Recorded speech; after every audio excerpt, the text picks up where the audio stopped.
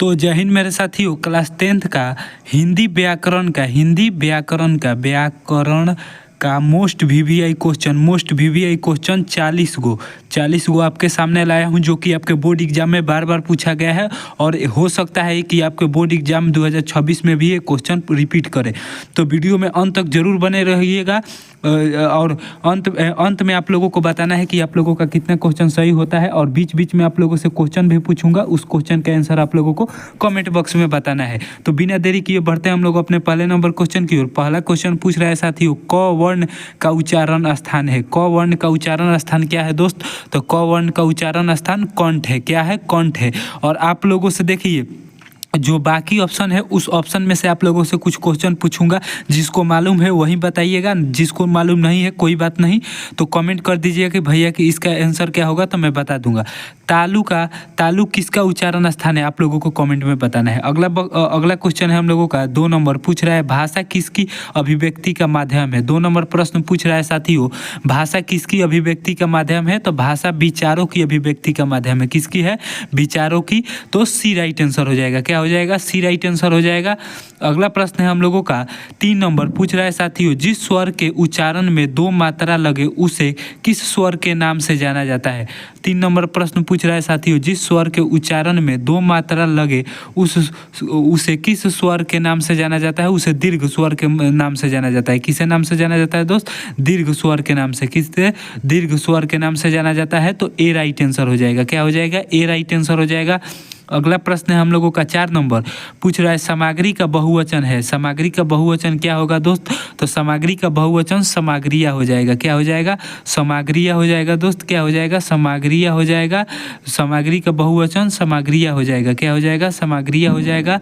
तो B right answer हो जाएगा। अगला प्रश्न है हम लोगों का 4 नंबर, पूछ रहा है दोस्त वचन के कितने भेद है। तो वचन के कितने भेद है दोस्त? तो वचन के 2 भेद हैं। वचन के कितने भेद हैं? वचन के 2 भेद है। कितने भेद है दोस्त? 2 वचन है, एक वचन और दूसरा है बहुवचन। क्या है? दूसरा बहुवचन है, बहुवचन।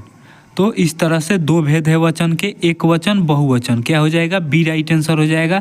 अगला प्रश्न है हम लोगों का 6 नंबर साथियों, पूछ रहा है कि निम्नलिखित शब्दों में बहुवचन को चुनकर लिखें। इसमें से कौन बहुवचन है आप लोगों को बताना है। तो देखिए 6 नंबर में गाय एक वचन है, बात भी एक वचन है और बहन भी एक वचन, लेकिन लताएं, सिर्फ लता रहता तो एक वचन होता, लेकिन लताएं दिया है तो लताएं क्या हो गया? बहुवचन हो गया। क्या हो गया? बहुवचन हो गया, बहुवचन हो गया। तो आपका डी राइट आंसर हो जाएगा 6 का। क्या हो जाएगा? डी राइट आंसर हो जाएगा। वीडियो में अंत तक बने रहिएगा दोस्तों, जरूर मजा आएगा। और मजा आए चाहे ना आए, आपको बोर्ड एग्जाम में तो सवाल बनाना ही है, तो मजा के चक्कर में मत रहिएगा।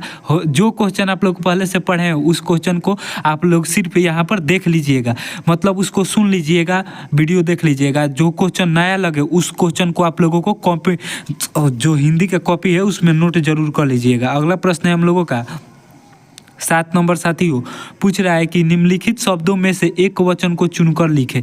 इसमें भी एक वचन चुनना है दोस्त। तो इसमें जो नारी है उसमें बहुवचन चुनना था, इसमें एक वचन। तो जो नारी है ना एक वचन है, जो है पाठकगण खाली पाठक रहता तो एक वचन होता, पाठकगण दे दिया तो बहुवचन।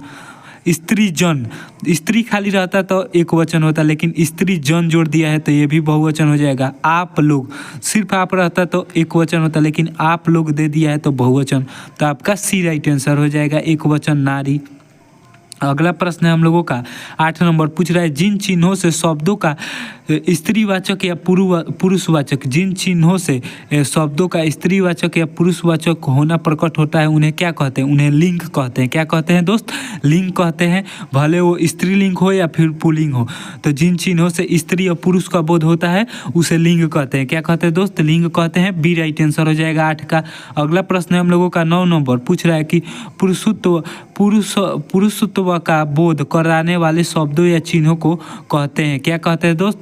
पुरुषत्व का यानी कि पुरुष का चिन्ह का, पुरुष का बोध कराने वाले शब्दों या चिन्हों को पुल्लिंग कहेंगे। स्त्री का बोध कराने, जब अगर स्त्री बोल दे तो स्त्री का बोध कराने वाले शब्दों या चिन्हों को क्या कहेंगे? स्त्रीलिंग कहेंगे। तो आपका ए राइट आंसर हो जाएगा 9 का। अगला प्रश्न है हम लोगों का 10 नंबर पूछ रहा है स्त्री जाति के बोध कराने वाले शब्दों को, देखिए आ ही गया प्रश्न। स्त्री जाति को बोध कराने वाले शब्दों को क्या कहेंगे दोस्त? यहाँ भर देना है स्त्रीलिंग, यहाँ क्या भर देना है? स्त्रीलिंग भर देना है, स्त्रीलिंग भर देना है, स्त्रीलिंग भर देना है दोस्त। और का बी राइट आंसर हो जाएगा 10 का। अगला प्रश्न है हम लोगों का 11 नंबर पूछ रहा है निम्नलिखित में पुल्लिंग कौन है? इसमें पुल्लिंग कौन है चुनना है दोस्त। तो देखिए पुल्लिंग, तलवार स्त्रीलिंग है, तकदीर स्त्रीलिंग है, लेकिन तस्वीर भी स्त्रीलिंग है। ताश जो है ये पुल्लिंग है। ताश क्या है? ताश पुल्लिंग है दोस्त, ताश पुल्लिंग है। और बहुत लोग सोचेंगे या कमेंट करेंगे कि कैसे आप पहचान रहे हैं कि पुलिस है पुल्लिंग है या कौन स्त्रीलिंग है, हमको समझ में नहीं आ रहा है। तो इसके लिए आपको सब्जेक्टिव पढ़ना पड़ेगा दोस्त। इसका स्त्रीलिंग पुल्लिंग का परिभाषा अधिक से अधिक स्त्रीलिंग पुल्लिंग शब्दों को चिनना पड़ेगा, तब समझ में आएगा। अगर आप लोगों को जानना है तो आप लोग कमेंट जरूर कीजिएगा। मैं ज़रूर हिंदी का व्याकरण का एक एक टॉपिक, जैसे समास का एक दिन एक टॉपिक पर वीडियो बना दूंगा, सब्जेक्टिव ऑब्जेक्टिव खत्म हो जाएगा। पुल्लिंग स्त्रीलिंग पर एक दिन वीडियो बना दूंगा, वचन पर बता दूंगा, कारक विभक्ति पर बता दूंगा, एथी पर बता दूंगा, क्या बोलते हैं उसको है अनेक शब्दों के लिए एक शब्दों के लिए उपसर्ग प्रत्यय पर बना दूंगा। तो कमेंट जरूर करिएगा कि टॉपिक वाइज व्याकरण कराइए, तो मैं जरूर कराऊंगा। टॉपिक वाइज व्याकरण लिया दूंगा, सुबह सुबह वीडियो रोज डाल दूंगा। 12 नंबर प्रश्न पूछ रहा है सर्वनाम के कितने भेद हैं दोस्त? तो सर्वनाम के कितने भेद हैं? तो सर्वनाम के 6 भेद हैं। कितने हैं दोस्त? सर्वनाम के 6 भेद हैं। कितने हैं? 6 भेद है। सी राइट आंसर हो जाएगा 12 का। अगला प्रश्न है हम लोगों का 13 नंबर पूछ रहा है जो सर्वनाम पुरुषवाचक या स्त्रीवाचक संज्ञाओं, जो सर्वनाम पुरुषवाचक या स्त्रीवाचक संज्ञाओं के नाम के बदले में आता है उसे क्या कहेंगे? उसे पुरुषवाचक सर्वनाम कहेंगे। भले वो स्त्री का बोध कराए या पुरुष का कराए, तो उसे पुरुषवाचक सर्वनाम कहते हैं। ए राइट आंसर हो जाएगा। क्या हो जाएगा? ए राइट आंसर हो जाएगा 13 का। अगला प्रश्न है हम लोगों का 14 नंबर पूछ रहा है जिस सर्वनाम का प्रयोग कहने या बोलने वाला अपने लिए करता है उसे क्या कहते हैं? देखिए जिस सर्वनाम का प्रयोग कहने या बोलने वाला अपने लिए करता है उसे प्रथम पुरुष कहते हैं। क्या कहते हैं? उसे प्रथम पुरुष कहते हैं। ए राइट आंसर हो जाएगा 14 का। अगला प्रश्न है हम लोगों का 15 नंबर पूछ रहा है दोस्त कि जिससे निश्चित व्यक्ति या वस्तु या भाव का बोध हो उसे क्या कहते हैं? निश्चित दे दिया है तो सीधा निश्चितवाचक मार दीजिएगा। जिससे निश्चित व्यक्ति वस्तु या भाव का बोध हो उसे निश्चयवाचक कहेंगे, और जिससे अनिश्चित व्यक्ति वस्तु या भाव का बोध होगा उसे अनिश्चितवाचक कहते हैं। तो इसका बी राइट आंसर हो जाएगा। क्या हो जाएगा? बी राइट आंसर हो जाएगा 15 का। अगला प्रश्न हम लोगों का 16 नंबर पूछ रहा है धर्म का विशेषण होता है। धर्म का विशेषण क्या होगा दोस्त? तो धर्म का विशेषण धार्मिक होगा। क्या होगा? धार्मिक होगा। धर्म का विशेषण क्या होगा साथियों? धर्म का विशेषण धार्मिक होगा। अगला प्रश्न है हम लोगों का, अगर पूछ दे कि आध्यात्मिक का विशेषण क्या है तो आप लोगों को क्या मारिएगा कमेंट बॉक्स में, कमेंट में जरूर बताइएगा। अध्यात्म का विशेषण क्या होगा? अध्यात्म का विशेषण कमेंट में बताना है। अगला प्रश्न है हम लोगों का 17 नंबर पूछ रहा है जो शब्द संज्ञा सर्वनाम की विशेषता या गुण और धर्म बताए उसे क्या कहेंगे? जो शब्द संज्ञा या सर्वनाम की विशेषता या गुण और धर्म को बताए उसे क्या कहेंगे? उसे विशेषण कहेंगे। उसे क्या कहेंगे दोस्त? उसे विशेषण कहेंगे। बी राइट आंसर हो जाएगा। अगला प्रश्न है हम लोगों का 18 नंबर पूछ रहा है विशेषण के कितने भेद है? विशेषण के कितने भेद है दोस्त? तो विशेषण के 4 भेद है। कितने हैं? विशेषण के कितने भेद है दोस्त? तो विशेषण के 4 भेद है। कितने भेद है? 4 भेद है। तो आपका सी राइट आंसर हो जाएगा। अगला प्रश्न है हम लोगों का 18 नंबर पूछ रहा है जिस वाक्य में कर्म प्रधान होता है उसे कहते हैं। जिस वाक्य में कर्म प्रधान होगा उसे क्या कहेंगे? उसे कर्मवाच्य कहेंगे। जिसमें कर्ता प्रधान उसे कृतिवाच्य कहेंगे। अगला प्रश्न है हम लोगों का 20 नंबर साथियों पूछ रहा है वाच्य के कितने भेद है? वाच्य के कितने भेद है साथियों? तो वाच्य के 3 भेद है। कितने हैं? वाच्य के 3 भेद हैं। वाच्य के कितने भेद है दोस्त? वाच्य के कितने भेद है? वाच्य के 3 भेद है। कितने भेद है? 3 भेद है। अगला प्रश्न है हम लोगों का 11 नंबर पूछ रहा है क्रिया को करने में जो समय लगता है उसे क्रिया को करने में जो समय लगता है उसे क्या कहते हैं? क्रिया को करने में जो समय लगेगा उसे काल कहेंगे। क्या कहेंगे दोस्त? काल कहेंगे। ए राइट आंसर हो जाएगा 21 का। अगला प्रश्न हम लोगों का 22 नंबर पूछ रहा है, जिस क्रिया से कार्य की समाप्ति का बोध हो उसे कहते हैं। जिस क्रिया से कार्य की समाप्ति यानी खत्म हो जाने के बोध हो उसे भूतकाल कहेंगे। जिसे स्टार्ट होने का बोध हो, स्टार्ट होने का बोध हो उसे वर्तमान काल कहेंगे। अगला प्रश्न है हम लोगों का, यानी भले भविष्य काल कहेंगे, सॉरी दोस्त। अगला प्रश्न है हम लोगों का 23 नंबर पूछ रहा है कि भविष्य में होने वाली क्रिया को कहते हैं। भविष्य में होने वाली क्रिया को क्या कहेंगे? भविष्य काल कहेंगे। जो बीत गया है उसके लिए भूतकाल कहेंगे। जो अभी चल रहा है, जो वर्तमान में चल रहा है उसे वर्तमान काल कहेंगे। जो चल रहा है उसे वर्तमान काल कहेंगे। बीत गया है, भूतकाल। बीत गया है, जो पहले घटना बीत गया है, जैसे कि जलियांवाला बाग हत्याकांड, तो भूतकाल के अंतर्गत आ जाएगा।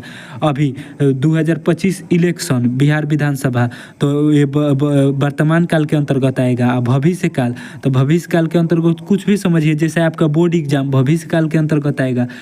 24 नंबर प्रश्न पूछ रहा है साथियों, जो क्रिया की उत्पत्ति में सहायक हो उसे क्या कहा जाता है? जो क्रिया की उत्पत्ति में सहायक हो उसे क्या कहते हैं दोस्त? तो उसे सहायक क्रिया कहते हैं। क्या कहते हैं? उसे सहायक क्रिया कहते हैं। क्या कहते हैं? उसे सहायक क्रिया कहते हैं। क्या कहते हैं? सहायक क्रिया कहते हैं। जो क्रिया की उत्पत्ति में सहायक हो उसे सहायक क्रिया कहते हैं। आप लोग सोच रहे हैं कि ऑप्शन में दिया ही नहीं है, तो ऑप्शन में गलत है दोस्त। इसका आंसर सहायक क्रिया होगा। ऑप्शन गलत दिया है चारों का चारों। तो जो क्रिया की उत्पत्ति में सहायक हो उसे सहायक क्रिया कहते हैं। अगला प्रश्न हम लोगों का 25 नंबर पूछ रहा है दोस्त, क्रिया के करने वाले को कहते हैं। क्रिया को करने वाले को क्या कहते हैं? क्रिया को करने वाले को कर्ता कहेंगे। क्या कहते हैं दोस्त? कर्ता कहेंगे। ए राइट आंसर हो जाएगा। अगला प्रश्न है हम लोगों का 26 नंबर पूछ रहा है, संधि के कितने भेद है? संधि के कितने भेद है दोस्त? तो संधि के 3 भेद है। स्वर, व्यंजन, विसर्ग। क्या हो जाएगा? 3 हो जाएगा दोस्त। क्या हो जाएगा? 3 हो जाएगा आपका। 3 हो जाएगा। क्या हो जाएगा? 3। संधि के 3 भेद है। कितने भेद है दोस्त? कितने भेद है? 3 भेद है। तो आपका सी राइट आंसर हो जाएगा। अगला प्रश्न है हम लोगों का 27 नंबर पूछ रहा है, प्रत्येक का संधि विच्छेद करें। प्रत्येक का संधि विच्छेद क्या होगा दोस्तों? प्रत्येक का संधि विच्छेद प्रति जोड़े एक हो जाएगा। क्या हो जाएगा? प्रति जोड़े एक हो जाएगा। डी राइट आंसर हो जाएगा। आप लोगों से एक प्रश्न पूछ रहा हूँ कि इत्यादि का संधि विच्छेद क्या होगा? इत्यादि का संधि विच्छेद क्या होगा? कॉमेंट बॉक्स में बताना है 27 नंबर क्वेश्चन डालकर। अगला प्रश्न है हम लोगों का 28 नंबर पूछ रहा है, सरस्वती का पर्यायवाची शब्द है। सरस्वती का पर्यायवाची शब्द क्या होगा दोस्त? तो सरस्वती का पर्यायवाची शब्द शारदा होगा। क्या होगा? शारदा होगा। ए राइट आंसर हो जाएगा। क्या हो जाएगा? ए राइट आंसर हो जाएगा। अगला प्रश्न है हम लोगों का 29 नंबर साथियों पूछ रहा है, कोशिश का पर्यायवाची शब्द होगा। कोशिश का पर्यायवाची शब्द क्या होगा दोस्त? तो कोशिश का पर्यायवाची शब्द प्रयास होगा। क्या होगा? कोशिश करिए या प्रयास करिए, इस तरह से आप रिलेट करके आप टिक मार सकते हैं। तो बी राइट आंसर हो जाएगा। क्या हो जाएगा? कोशिश का प्रयास हो जाएगा। B right answer. अगला प्रश्न है 30 नंबर पूछ रहा है, वह शब्दांश जो किसी शब्द के पूर्व यानी कि पहले जोड़ा जाता है, पूर्व जोड़ा जाता है उसे क्या कहते हैं? वह शब्दांश जो किसी शब्द के पूर्व यानी कि पहले जोड़ा जाए उसे क्या कहते हैं? उसे कहा जाता है दोस्त उपसर्ग। क्या कहा जाता है? किसी भी शब्द को के पहले, किसी भी शब्दांश को जो किसी शब्द के पहले जोड़ा जाए उसे उपसर्ग कहेंगे। जो बाद में जोड़ा जाए उसे प्रत्यय कहेंगे। प्रत्यय में क्या होगा? बाद में जोड़ा जाएगा। तो अगला प्रश्न है हम लोगों का 31 नंबर पूछ रहा है, अनुशासन में कौन सा उपसर्ग है? अनुशासन में कौन सा उपसर्ग है साथियों? तो अनुशासन में अनुपसर्ग है। क्या होगा? अनुपसर्ग है। आप लोगों से एक प्रश्न पूछ रहा हूँ कि प्रतिकूल में कौन सा उपसर्ग है? प्रतिकूल में उपसर्ग बताना है 31 नंबर क्वेश्चन डालकर। अगला प्रश्न है हम लोगों का 32 नंबर पूछ रहा है, आजीवन में उपसर्ग। आजीवन में कौन सा उपसर्ग होगा दोस्त? तो आजीवन में आ उपसर्ग होगा। क्या होगा? आ उपसर्ग हो जाएगा। देखिए यहाँ पर ऑप्शन में आपको भरमाया भी गया भी, आज ही भी दे देगा। क्या हो जाएगा? आज ही भी दे देगा। तो आज ही नहीं मारिएगा, सिर्फ आ। क्या? आ। अगला प्रश्न है हम लोगों का 33 नंबर पूछ रहा है, वास्तविक में कौन सा प्रत्यय है? अब उपसर्ग खत्म हो गया साथियों, प्रत्यय आ गया। वास्तविक में कौन सा प्रत्यय है दोस्तों? वास्तविक में इक प्रत्यय है। कौन है? इक प्रत्यय है। प्रत्यय एक में भी प्रति इक, प्रतिजोड़ इक हो जाएगा। इक प्रत्यय है। प्रतिकूल दे दे तो क्या होगा प्रत्यय? आप लोगों को कमेंट बॉक्स में बताना है। प्रतिकूल में कौन सा प्रत्यय है? और अनुशासन में कौन सा प्रत्यय है? आपको अनुशासन में कौन सा प्रत्यय है आप लोगों को कमेंट बॉक्स में बताना है। अगला प्रश्न है हम लोगों का 34 नंबर पूछ रहा है, वह शब्दांश जो किसी शब्द के अंत में जोड़ा जाए यानी कि बाद में जोड़ा जाए तो कहलाता है, क्या कहलाएगा? प्रत्यय कहलाएगा। उपसर्ग जो पहले जोड़ा जाए उसे उपसर्ग, बाद में जोड़ा जाए प्रत्यय। अगला प्रश्न है हम लोगों का 35 नंबर पूछ रहा है, धूमकण में कौन सा प्रत्यय है? धूमकण में अकड़ प्रत्यय है। धूमकण में कौन सा प्रत्यय है? जो धूम जोड़ अकड़, क्या हो जाएगा? धूम जोड़ अकड़, क्या हो जाएगा? धूम जोड़ अकड़ हो जाएगा इसका संधि विच्छेद, तो धूमकड़ अकड़, तो यही प्रत्यय हो जाएगा। अगला प्रश्न है हम लोगों का 36 नंबर पूछ रहा है, लिखावट में कौन सा प्रत्यय है? लिखावट में कौन सा प्रत्यय होगा दोस्त? तो आवट होगा, क्या होगा? आवट होगा, लिखावट में आवट होगा। अगला प्रश्न है हम लोगों का 37 नंबर पूछ रहा है, जिसके शिखर पर चंद्र हो के लिए एक शब्द क्या होगा? जिसके शिखर पर चंद्र हो, चंद्रशेखर, क्या हो जाएगा? चंद्रशेखर, बी राइट आंसर हो जाएगा। अगला प्रश्न है हम लोगों का 38 नंबर पूछ रहा है, जिसका कोई पालन पोषण करने वाला न हो, जिसका कोई पालन पोषण करने वाला न हो उसके लिए एक शब्द क्या होगा दोस्तों? अनाथ हो जाएगा, क्या हो जाएगा? अनाथ होगा। देखिए ऑप्शन में क्या अनाथ दिया है, इधर बी राइट आंसर हो जाएगा। जिसका कोई पालन पोषण करने वाला ना होता है तो उसके लिए एक शब्द अनाथ ही ना होगा। अगला प्रश्न है हम लोगों का 39 नंबर, निम्नलिखित में से कौन सा वाक्य शुद्ध है? निम्नलिखित में कौन सा वाक्य शुद्ध है साथियों? तो इसमें शुद्ध वाक्य को चुनना है। यह मेरी कहानी गलती थी, तमाम देश भर में खुशहाली छा गई, गलत ऑप्शन हो जाएगा। धन ही झगड़ा का कारण बना, वास्तव में वह बड़ा आदमी है। शुद्ध वाक्य, यह कहानी मेरी गलती है, ये तो ऑप्शन होगा नहीं, ये गलती है। तमाम देश भर में खुशहाली छा गई, ये भी ऑप्शन गलती है। धन ही झगड़ा का कारण बना, वास्तव में यह बड़ा आदमी है, वास्तव में ये बड़ा आदमी है।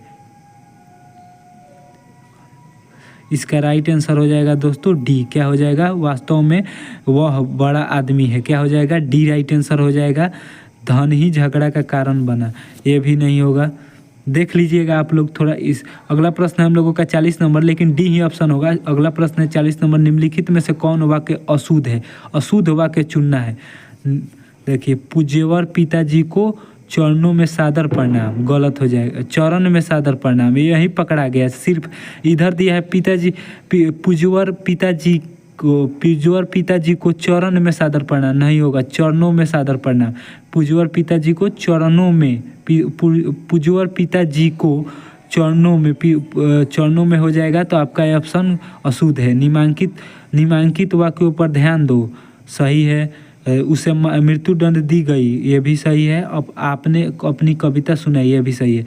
तो 20 क्वेश्चन में से आप लोगों का कितना क्वेश्चन सही हुआ है कमेंट में ज़रूर बताइएगा। 20 क्वेश्चन भले 40 क्वेश्चन में, सॉरी दोस्त, 40 क्वेश्चन में कितना क्वेश्चन सही हुआ है कमेंट में ज़रूर बताइएगा। जितना भी क्वेश्चन पूछा हूँ उस क्वेश्चन का आंसर बताना है आप लोगों को कमेंट में। मिलते हैं नए वीडियो में नए टॉपिक के साथ। साथियों, जय हिंद।